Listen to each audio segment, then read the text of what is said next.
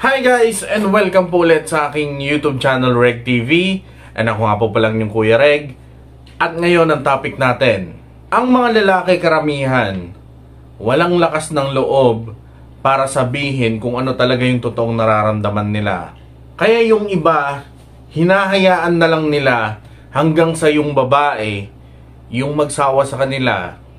Or maghahanap muna sila ng iba. Or maghahanap muna sila ng bago. Tapos pag nahuli mo sila, dyan niya sasabihin na ayaw na niya sa'yo. Ang sama, diba? Hindi ko nilalahat. Pero maraming ganyan. Kaya para hindi na humaba pa yung sakit na nararamdaman mo, gumawa ako ng video para sabihin sa'yo kung ano yung mga signs na ayaw na sa'yo ng isang lalaki. Or hindi na interesado sa'yo yung partner mo. Kaya chill ka lang dyan dahil uumpisa na natin yan pagkatapos ng intro.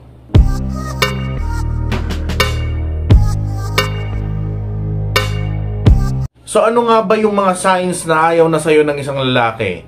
Or hindi na siya interesado sa'yo? Number 1, ayaw na niyang lumaban. Kung may mga problema na dumarating sa relasyon nyo, wala na. Deadman na lang yung partner mo. Ayaw na niya itong ayusin or pag-usapan. Hinahayaan na lang niya na ganyan or umiiwas na lang siya na ayusin ang problema. Kapag napapansin mo na ganyan yung partner mo, malinaw sa kinikilos niya na ayaw na niyang ipaglaban yung relasyon nyo. Pangalawang sign, manhid na siya. Mapapansin mo na hindi na interesado yung tao sa'yo kung hindi ka na niya tinatanong. Yung wala na siyang pake kung masaya ka, wala na siyang pake kung malungkot ka, wala na siyang pake kung may pinagdadaanan ka, or umiiyak at nasasaktan ka na. Hinahayaan ka na lang na ganyan dahil wala na siyang pakialam kung ano ang meron kayo. Dahil ayaw na niya sa'yo. Pangatlong sign, one word reply. Ang isang lalaki kahit gaano pa ka-busy yan, or kahit gaano pa nabibwisit sa girlfriend niya, hindi mo yan mapapareply ng one word lang. Gaya ng sige, oo, hindi, or kay, diba? Kaya kung alam mo naman na okay kayo, tapos lagi kang nagte-text sa kanya ng pagkahaba-haba, pero ang lagi niyang nire-reply ay oo, hindi, sige, or kay, sigurado mabibwisit ka, 'di ba? Pero alam mo, sign na 'yan na wala na siyang amor na kausapin ka. Yung parang pagod na siya dahil ultimo daliri niya ay tamad ng pumindot para lang ma-replyan ka ng maayos. Sign na 'yan na hindi na siya interesado sa iyo or ayaw na niya sa iyo. Pang-apat na sign, unti-unti nang umiiwas sa mga malalapit sa buhay mo. Ito hindi mo basta-basta malalaman kung hindi sasabihin sa'yo ng mga malalapit sa'yo. Kaya kung magsasabi sa'yo yung mga kaibigan or pamilya mo na, Be, anong nangyayari sa boyfriend mo? Ba't parang umiiwas siya? Kung mapapansin mo na hindi lang iisa yung nagsabi sa'yo ng ganyan, sign na yan na unti-unti ka nang inaalis ng partner mo sa buhay niya. Inuumpisan niya sa mga malalapit sa'yo hanggang sa ikaw na yung susunod na iiwasan niya. Panglimang sign, wala nang smile pagkasama ka. Yung pag kayo lang dalawang magkasama, wala na yung tawanan, wala na yung kulitan. Yung kayo na nga lang dalawa, pero hirap ka pa rin kunin yung atensyon niya dahil mas nakafocus siya sa ibang bagay.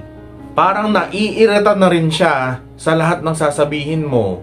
At hindi mo na rin maalala kung kailan yung time na masaya siya pagkasama ka niya. Sign na yan na nawawalan na siya ng interes sa'yo. Pang-anim, lagi siyang busy.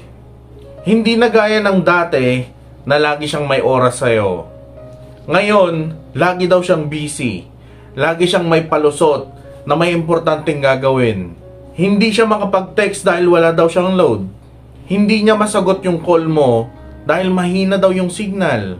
Yung mga ganyan, Yung parang gumagawa na siya ng mga dahilan para hindi ka magkaroon ng oras sa buhay niya. Ang sakit, 'di ba? Pero kaya na niyang gawin 'yan dahil ayaw na niya sa'yo. Pang-7 na sign, hindi ka na kinakalabit. Minsan may mga pagkakataon talaga na yung lalaki hindi ka kinakalabit. Ginagawa niya yan dahil tinetest din niya kung interesado ka pa ba na tabihan siya. Kaya ayan, hinihintay niya na ikaw yung mga labit sa kanya. Lalo na kung lagi na lang yung lalaki yung nangangalabit sa'yo. Pero kung yung boyfriend or yung mister mo ay never ka na talagang kinalabit, or lagi na lang siyang may palusot kung lalambingin mo siya, yung para bang may nakakahawa kang sakit dahil parang umiiwas siya, or kung napapayag mo man siya ng isang round, kaso ang problema, hindi na tumatayo yung armas niya, sign na yan na nawawalan na siya ng interes sa'yo. Pang-8, nakakapagod. Yung feeling mo parang pagod na pagod ka na sa relasyon nyo dahil ikaw na lang lagi yung naglalagay ng effort sa relasyon na yan.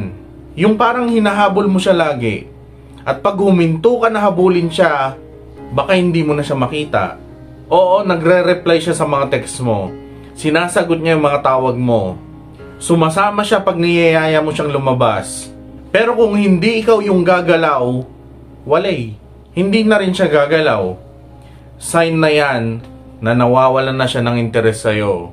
Kaya kung nai-experience mo yan, kung ganyan yung pinapakita ng lalaki sa'yo, palayain mo na lang. Tanggapin mo na ayaw na niya sa'yo. Dahil malay mo, sa mga susunod na araw, ma-realize mo na ayaw mo rin pala talaga sa kanya. Naunahan ka lang niya. 'Di ba? So yun, shoutout po muna tayo.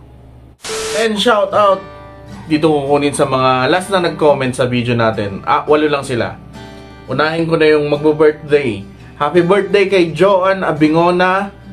And shoutout kay Baby Lily 24, Isabella Antiquera, Renefe Miro, Sabog, okay yung name mo Catalina Blanza, Army Dolgi, Rel Canyos, Banaag, Pasadilla. Yun. Maraming salamat po sa walang sawang suporta. I love you all and ingat kayo sa mga kayo naroon. God bless, peace and goodbye.